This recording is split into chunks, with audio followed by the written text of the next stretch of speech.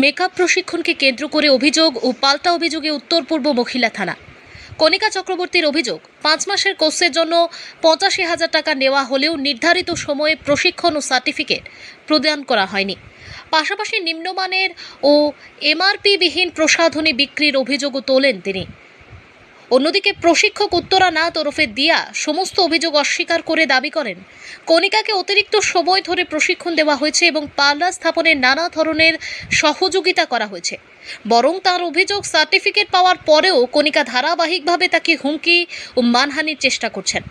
Police উভয় পক্ষকে থানায় ডেকে আলোচনায় উদ্যোগ নিলেও কোনো সমাধান মেলেনি। ঘটনাকে ঘিরে এলাকায় ব্যাপক চাঞ্চল্যের সৃষ্টি হয়েছে। এখন প্রকৃত সত্য উদ্ঘাটনে পুলিশি তদন্ত আইনি প্রক্রিয়ার দিকেই তাকিয়ে সকলের নজর। আগরতলা প্রতিনিধি রিপোর্ট, প্রতিদিন ত্রিপুরা।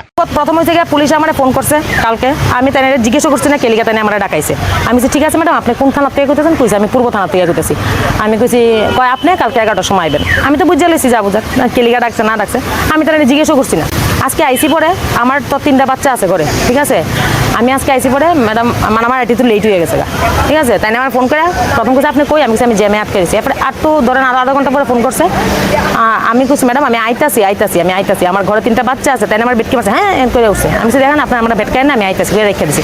এরপরে আমি ঢুকছি পরে ঢুকে দেখছি উত্তরা না তার বাবা বইয়ে রয়েছে ভিতরে।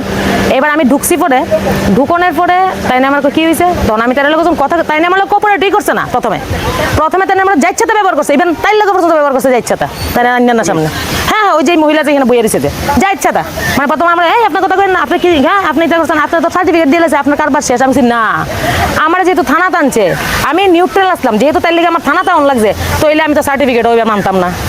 আমি তো থানা টাউন নামাই আনা তাই আনাইছে থানা, তাই ফ্রড। অথচ তাই আমার নামে তাই বুঝাপেটা করতে এখানে আছে। আমি যখন 3 দিন আগে তার ঘরের নিচে দাঁড়াই রয়েছিলাম বুঝাপেটা করানোর লেগে, তখন তাই আইছিল।